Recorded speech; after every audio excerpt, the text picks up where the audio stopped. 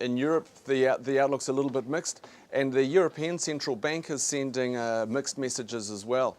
On the one hand, we're having some of the European Central Bank Council members sounding relatively hawkish and saying that the bank's done enough. The other end of the scale, we're hearing some quite concerned comments and European Central Bank Council members saying that the European Central Bank still needs to do more in the way of asset purchases along the lines of what we're seeing from other central banks.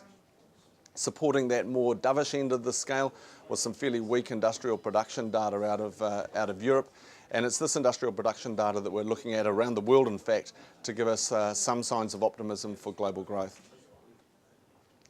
In terms of currencies, well, the New Zealand dollar pulled back quite a bit. Saw that familiar pattern when share markets are weak, the New Zealand dollar's weak.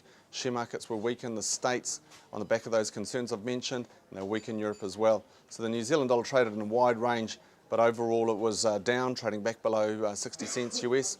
The winner on the night is the Japanese yen. We moved back quite a long way against the yen. In terms of commodities, well, it's mixed there as well.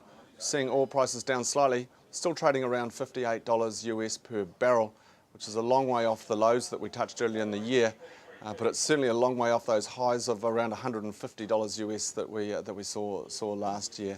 Bit of a mixed outlook for commodities right now, and a lot of it's going to hinge on just how quickly global growth can resume.